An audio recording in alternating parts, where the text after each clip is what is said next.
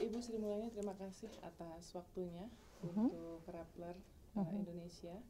Wawancara ini adalah dalam rangka 10 tahun peringatan tsunami di Sumatera, yaitu Aceh dan Nias. Ya.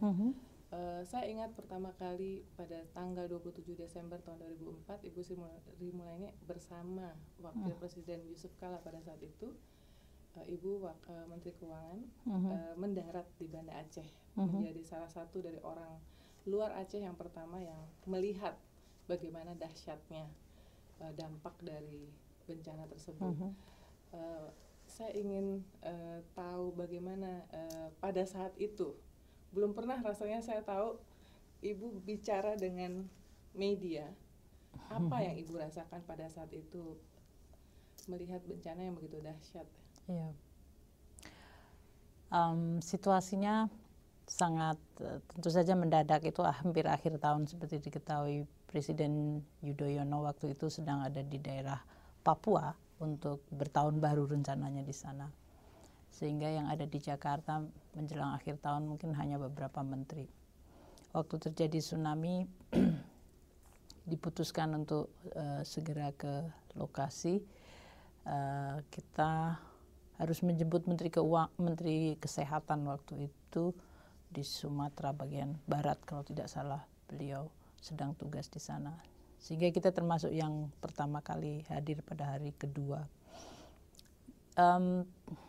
Kalau dari sisi impresi, ya kita belum pernah melihat suatu bencana yang sedemikian sangat secara fisik, secara kemanusiaan itu betul-betul di luar bayangan. Mungkin saya sebagai menteri yang baru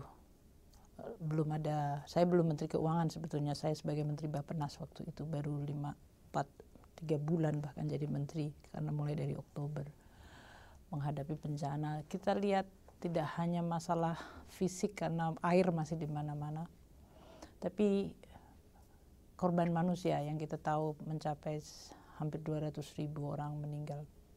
Kita lihat begitu banyaknya mayat yang bergelimpangan di mana-mana, even di depan kantor gubernur yang waktu itu juga mungkin masih bisa berfungsi, tapi mungkin sangat sedikit. Kita mencoba untuk keluar dari kantor gubernur, dan waktu itu mungkin yang saya sesali kenapa saya tidak punya cukup permen karena banyak sekali anak-anak yang sudah lebih dari 24 jam mereka tidak makan, dan air bersih kebutuhan sangat besar, sehingga dibutuhkan betul-betul at that time is to rescue people yang dalam situasi sangat disoriented. It's very big. Jadi disaster. yang terasa pada saat itu Ibu sebagai orang biasa, manusia biasa melihat bencana, lalu role sebagai pejabat pemerintah juga yang terpikir pada saat itu sebagai Ketua Bappenas, Menteri Negara Ketua Bappenas.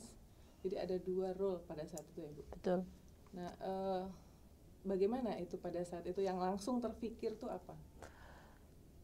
Saya rasa emergency. Pertama adalah masalah emergency. Jadi bagaimana kita mengurangi korban, karena pada saat itu sebetulnya mengurangi jumlah korban akan sangat tergantung dari berapa banyak orang yang dalam posisi sudah terkena entah kena banjir, air bah, tidak makan, terkena diare, banyak yang secara fisik juga terluka.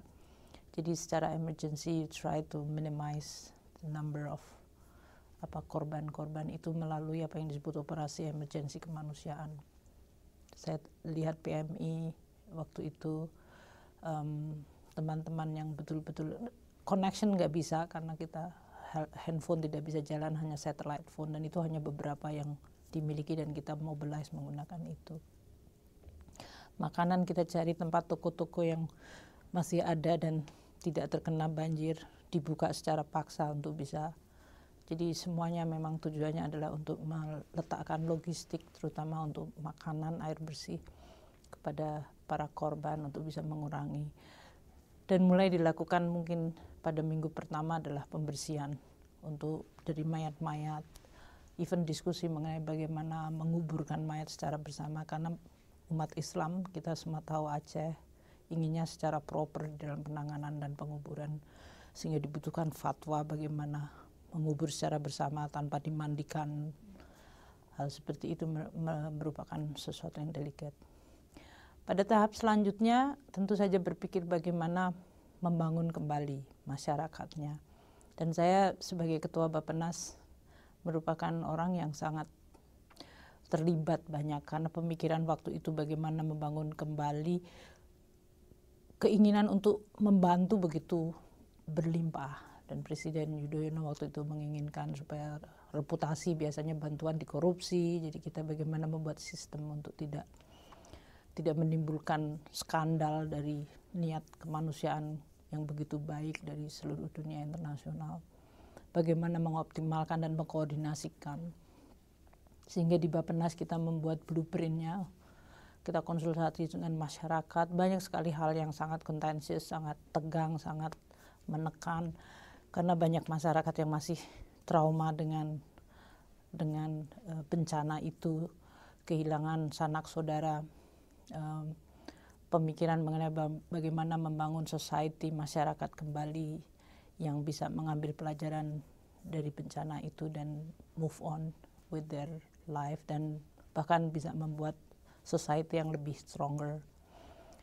Desain dari community development, karena banyak yang ingin membangun sendiri-sendiri desa-desa dan masing-masing punya standar yang berbeda yang bisa menimbulkan another social tension. Bagaimana menangani anak-anak yatim, membuat tempat sekolah sementara supaya mereka tidak terus-menerus trauma. Saya lihat banyak sekali yang punya niat baik, dari NGO sampai private sector. Ada juga hikmahnya karena GAM kemudian bersedia untuk melakukan negosiasi. Jadi saya rasa banyak sekali yang bisa dipelajari dari episode itu. Itu adalah sebuah bencana yang banyak yang mengatakan yang terbesar dalam 50 tahun terakhir buat semua orang yang ikut kemudian ikut serta dalam proses tanggap darurat dan kemudian proses membangun kembali. Buat pemerintah Indonesia pada saat itu ada semacam SOP, bahkan kemudian merujuk membuat undang-undang. Seberapa besar kemudian juga peristiwa itu mempengaruhi SOP penanganan atau manajemen bencana di lembaga-lembaga internasional yang termasuk Bank Dunia. Banyak sekali. Aceh tsunami merupakan suatu bencana internasional, tapi juga merupakan salah satu bentuk penanganan baik dari sisi masyarakat, private sector, NGO, pemerintah, negara-negara bilateral, militer, civilian, they are working together untuk bekerja. Jadi ini merupakan salah satu bentuk example yang baik, karena pada saat itu memang leadership sangat penting. Jadi pemerintah melakukan suatu reaksi yang sangat cepat. Banyak yang skeptis mengenai kemampuan pemerintah untuk membuat sistem yang bersih, maka dibuat undang-undang khusus. Kita membentuk lembaga khusus BPR, Badan Rekonstruksi BBRR. Pak Kuntoro ditunjuk, diberikan kewenangan dari sisi keuangan negara, baik dari APBN sendiri maupun dari internasional, didesain suatu sistem yang transparan. Pak Kuntoro meng-hire banyak both NGO maupun berbagai macam international support yang ingin membantu sistem manajemen keuangan yang transparan dan baik.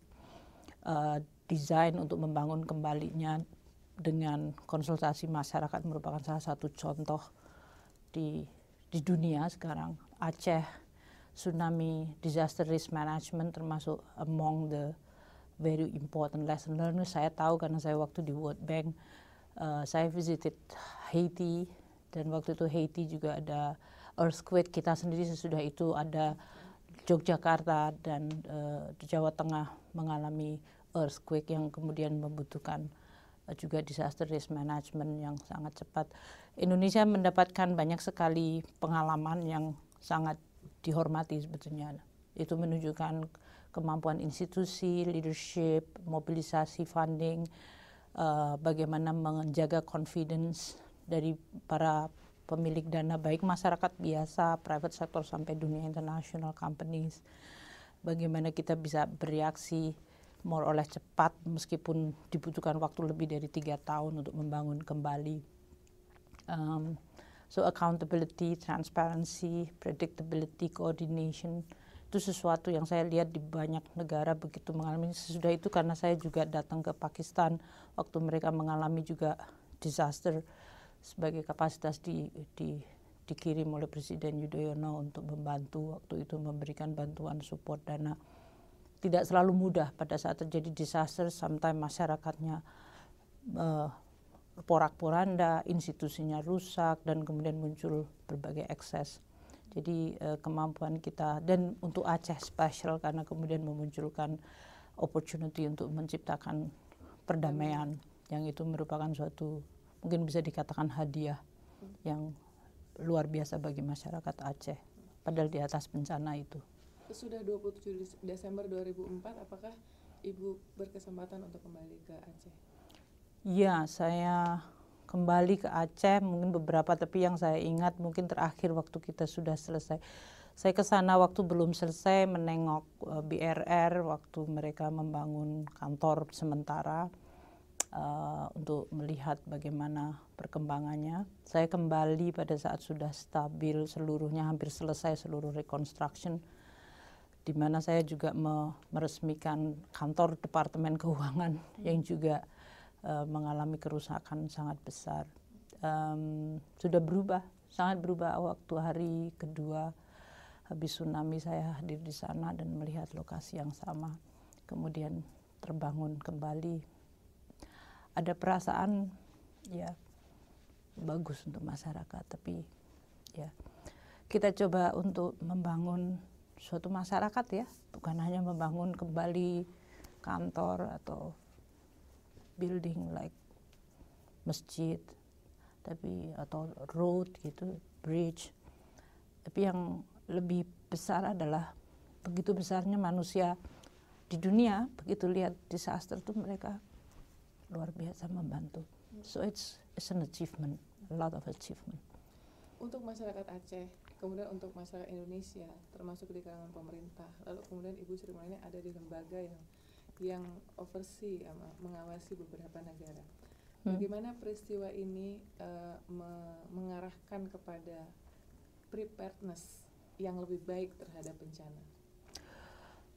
World Bank working closely dengan banyak sekali donors. Seperti kita tahu, Jepang mengalami disaster dengan Fukushima, dan itu juga wake up call. Dan Jepang termasuk satu negara yang sangat luar biasa sistematik membantu juga Indonesia dalam membangun tsunami, karena sangat terlatih untuk mengalami bencana alam dalam bentuk earthquake. Dan itu sangat membantu sekali. Waktu kita bersama Presiden Yudhoyono waktu itu dengan beberapa menteri menengok bagaimana disaster preparedness dan emergency rehabilitation, reconstruction. I think it's a good learning, and kita mengadaptasi dengan kelembagaan kita. Kita membangun kelembagaan untuk bisa menyiapkan setiap saat, karena Indonesia ring of fire, begitu potensial untuk mengalami banyak sekali sebetulnya bencana alam karena lokasi. Kemudian waktu di World Bank, pengalaman tsunami, saya join the World Bank pada bulan Juni. Pada saat itu Haiti baru saja terkena earthquake, jadi presiden dan kebetulan Latin Amerika ada di dalam supervisi saya, sehingga saya pergi ke Haiti dalam situasi juga masih mengingatkan saya persis seperti Aceh. Suasana berbeda tentu, tapi you see the city yang totally destroy, dan lihat masyarakatnya yang rusak karena bencana alam. Sehingga kita menggunakan pengalaman, kita menggunakan banyak sekali teman-teman dari World Bank yang pernah pengalaman, dan kita undang juga orang-orang dari Indonesia, dari BRR untuk memberikan lesson learned kepada Haiti untuk belajar bagaimana menangani disaster risk management. Kita menggunakan itu untuk membentuk di sini dengan support beberapa donor, terutama dari Jepang, untuk membentuk yang disebut disaster risk management. Sekarang di dalam World Bank ada division khusus mengenai disaster risk management, itu sebagai suatu kegiatan yang dianggap sangat kritikal untuk membantu banyak klien country yang mengalami situasi yang seperti itu. Dari segi polisi anggaran, sesudah tsunami di Aceh, pengaruhnya terhadap bagaimana pemerintah mengalokasikan anggaran khusus untuk bencana, mengingat negara kita ada di ring peruntuk disaster ya, dan apakah itu juga menjadi semacam saran bagi World Bank kepada negara-negara yang lain juga untuk memberikan perhatian itu, sehingga tidak menjadi hal yang kaget, ad hoc gitu. Kalau dari sisi anggaran dalam negeri, kalau negaranya cukup besar dan disasternya located in one specific, nggak terlalu besar, tidak mempengaruhi keseluruhan perekonomian, biasanya bisa diabsorb dalam APBN masing-masing, biasanya dengan persetujuan DPR mereka. Seperti di Indonesia, kita kemudian mengalokasikan additional anggaran dalam APBN tambahan. Untuk negara yang disasternya bisa devastated, yang mempengaruhi seperti Haiti, itu the whole country akan lumpuh, sehingga APBN-nya mau diotak-atik nggak ada lagi uang di situ, sehingga dia akan purely butuh dari external. Atau seperti Caribbean country, small island yang sangat prone terhadap typhoon, tiap tahun selalu datang dan setiap kali kena, kayak Jamaica atau seperti many Caribbean island, small Saint Kitts. Itu mereka akan seperti di-wipe seluruh ekonominya. The World Bank developing instrument untuk membangun apa yang disebut catastrophic bond, sehingga pada saat situasi seperti itulah kita bisa kembali dengan membantu pemerintah langsung dengan anggaran untuk bisa memobilisasi funding dan semacam insurance kepada negara-negara itu. Kita mengintroduce itu untuk Meksiko, banyak negara Latin Amerika, Caribbean yang very prone terhadap disaster dalam bentuk catastrophic bond ini. Sehingga kita baik dari sisi financing, dari sisi protokol tadi SOP, dari sisi institutional building, World Bank menggunakan all those experience untuk mengakumulate knowledge, kemudian kita mendevelop instrumen sehingga banyak negara-negara terutama yang berkembang, tapi tidak hanya berkembang, seperti Jepang saja waktu dia mengalami, dia negara maju, they always need not only just the social support, because that is usually politically very contentious, socially is also very devastating untuk ngadepin suatu tragedi dan bencana yang skalanya seperti yang kita lihat di berbagai tempat. Bagaimana dengan women and disaster management and resiliency? Apakah ada program khusus atau Ibu Sri Mulyani punya pemikiran melihat pengalaman langsung baik di tsunami Aceh maupun di tempat-tempat yang lain? Sangat relevan. Untuk Aceh itu terutama juga sangat relevan karena kita tahu ternyata banyak perempuan yang tidak boleh atau tidak memiliki land titling. Jadi waktu kita mau membangun kembali, banyak terutama janda-janda yang kemudian mengalami constraint untuk bisa mendapatkan hak untuk mengelola atau memiliki propertinya mereka. Kita membuat mengintroduce program khusus itu untuk Aceh, dan kemudian terutama untuk menangani orphan, yatim piatu, pendidikan. Jadi you design rebuilding based on the gender perspective, dari sisi itu menjadi sangat penting karena it's different.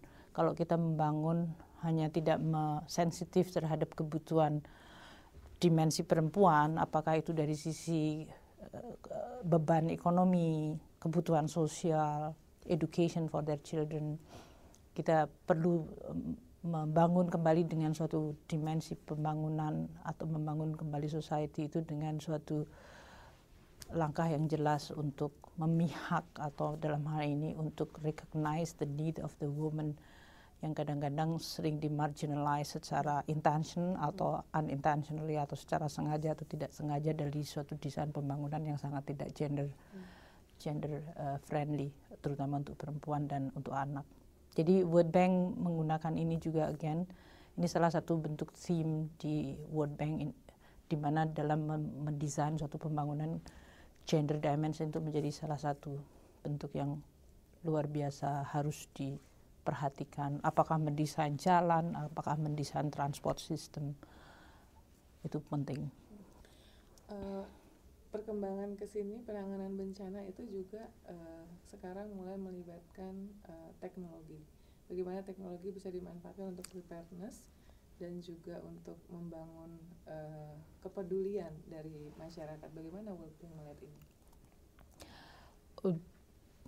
Itu luar biasa besar dari peranannya, entah itu dari sisi upamanya membangun sistem dengan accountability, dengan adanya teknologi mobile phone, kita bisa membuat tracking apakah suatu distribusi dari mulai makanan, medicine, sampai kepada pembangunan, apakah itu di-deliver sesuai dengan yang dijanjikan, itu bisa dilakukan accountability dengan bantuan teknologi.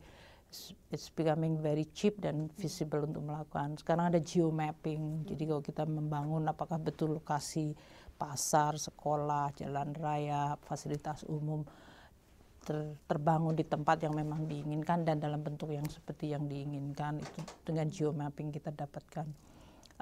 Dari sisi I think other technology, kalau dari sisi construction kita juga cukup banyak construction company yang bisa membangun secara jauh lebih efisien untuk bisa membuat lebih cepat untuk reconstruction. Jadi peranan teknologi luar biasa besar dari sisi itu. Waktu Indonesia mengalami tsunami, mereka yang bisa penetrate ke tempat-tempat yang sulit biasanya adalah helikopter yang bisa turun atau pesawat yang bisa turun secara vertikal. Banyak sekali mission military yang untuk non-military operation, untuk humanitarian yang sangat-sangat membantu. So it's really a huge collaboration of technology, society, masalah kemanusiaan, filantropi, tapi juga professionalism, institutional building. Yang terakhir, khusus dari one question. Okay. Pengalaman waktu penanganan Topan Haiyan yang di Filipina, kemudian mereka mengintrodusir dan melihat perlunya social protection dalam proses rebuilding, kemudian recovery. Bagaimana Ibu Sri Mulyani melihat ini? World Bank juga among the first to support the Philippine government untuk Haiyan sesudah terjadi topan, sama tipikal dengan negara-negara di Caribbean. Dari sisi social protection atau masyarakat seperti di Aceh, is a community based dan strengthening atau rebuilding their confidence atau rebuilding their social fabric yang sudah rusak karena tersapu oleh bencana is part of it. Dan itu kemudian dipakai juga opportunity untuk membangun kembali sistem jaminan sosial, kalau bisa dikatakan seperti itu. Karena itu akan sangat bagus, negara yang memiliki database yang bagus bisa men-channel untuk menyalurkan seluruh bantuan-bantuan jauh lebih targeted by name, by household, especially for the poor people, untuk orphan, para yatim piatu, untuk bisa mendapatkan support. Dan kemudian bisa di-build seterusnya, karena biasanya masyarakat kan tidak hanya pada saat emergency atau pas rehabilitasi, tapi masyarakat perlu untuk selalu memiliki apa yang disebut semacam social safety net, semacam jaminan sosial, karena kadang-kadang perekonomian, politik, kadang-kadang natural disaster itu hit atau menghantam suatu society, sehingga kita membutuhkan suatu sistem untuk melindungi terutama masyarakat yang paling rapuh, paling miskin, orang-orang tua, anak-anak kecil yang biasanya perlu untuk mendapatkan perhatian lebih. Tapi itu adalah salah satu bentuk program World Bank waktu kita menghadapi apakah natural disaster, food insecurity seperti di Afrika, kita melakukan banyak sekali a massive social protection system untuk dibangun supaya masyarakat miskin nggak selalu langsung jatuh dan menjadi luar biasa terkena bencana berkali-kali dari kemiskinan, dari shock. So food security is very important. Social protection kita desain dalam bentuk desain keseluruhan dari social aspek, economic aspek, ketahanan pangan. Terima kasih. Thank you. Okay.